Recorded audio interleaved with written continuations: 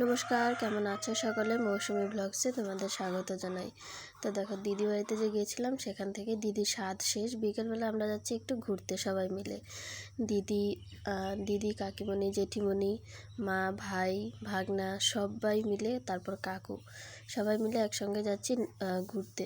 ব্রহ্মপুত্রের ওখানে নতুন একটা ব্রিজ হচ্ছে, ওটাই দেখতে যাচ্ছি আমরা। আর তারপর যাব গুরুদুয়ারাতে। আগে ওখানে যাব, যেহেতু নদীর পার, সেহেতু দিনের আলো থাকতে থাকতেই ওখান থেকে ঘুরে আসবো। তারপর গুরুদুয়ারাতে উঠে পড়েছি টোটোতে। এই দেখো, আমি, কাকি, তারপরে বড় মা সবাই এক টোটোতে উঠেছি। সামনে আছে কাকু, আর অন্য টোটোতে উঠেছে দিদি, মা, ওরা সবাই একে একে নামছি। অনেকটা অন্ধকারই হয়ে গেল। দেখো, এই যে বলেছিলাম যে ব্রিজটা, এই হচ্ছে সেই ব্রিজ। আর এই জায়গাতেই ঘটেছিল দুর্ঘটনাটা।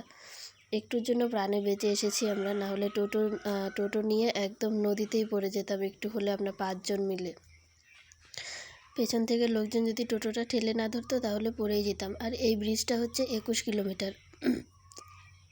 যেটাতে এখন হাঁটছি সেটা ছোট, আর পাশে যেটা হচ্ছে ওটাই হচ্ছে 21 কিলোমিটার। তো দেখো, ঘোরা শেষ। আমরা বেশি দূর যাইনি ব্রিজটাতে, বড়মা ওরা গেছে, ওরা হেঁটে আসছে। আমরা অল্প একটুখানি গিয়েই ঘুরে এসেছি, যেহেতু আমার ভয় লাগছিল। নদীতে অনেক জল, সেটা দেখেই আমার ভয় লাগছিল।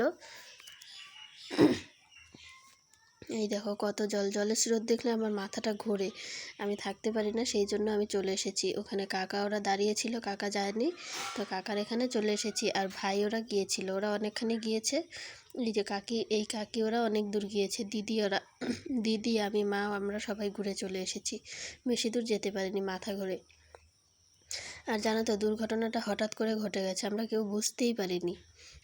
এই দেখো, তারপর ওখান থেকে ঘুরে দুর্ঘটনা শেষ। এখন তো ভেবেছিলাম বাড়ি চলে যাব, কিন্তু এত তাড়াতাড়ি ঘুরতে এসেছি, বাড়িতে গেলে সবাই জিজ্ঞাসা করবে। সেই জন্য মন শান্ত করার জন্য আবার গুরুদুয়ারাতে যাওয়া হচ্ছে। গুরুদুয়ারাতে যাওয়ার প্ল্যান ক্যান্সেল হয়ে গেছিলো। এই যে নেমেছি। সবার মনটা শান্ত করার জন্যই গুরুদুয়ারাতে আসা হয়েছে, যেহেতু এত বড় একটা দুর্ঘটনা থেকে বেঁচে গেছি। আর এখানে ঢুকতে গেলে মাথা ঢেকে ঢুকতে হয়, কান, মাথা।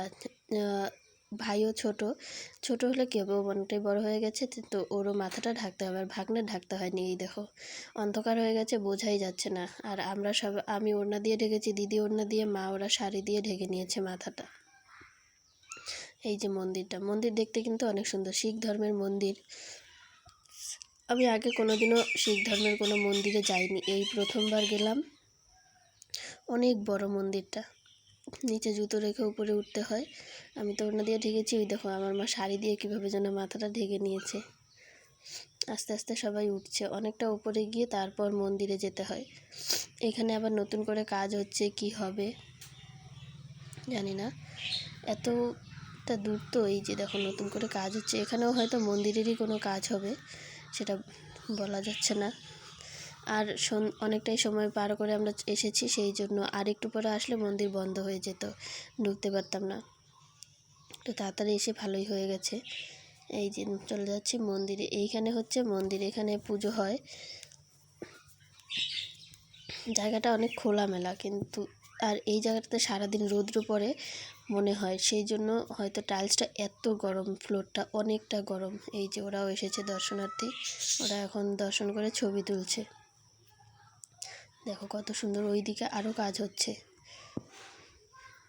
ওই যে অনেক সুন্দর লাগছে দেখতে জায়গাটা। এখানে কিসের ট্রফি কি রাখা আছে, এগুলো হয়তো পুজোরই জিনিস। আর এই যে প্রসাদ দিচ্ছে এখন,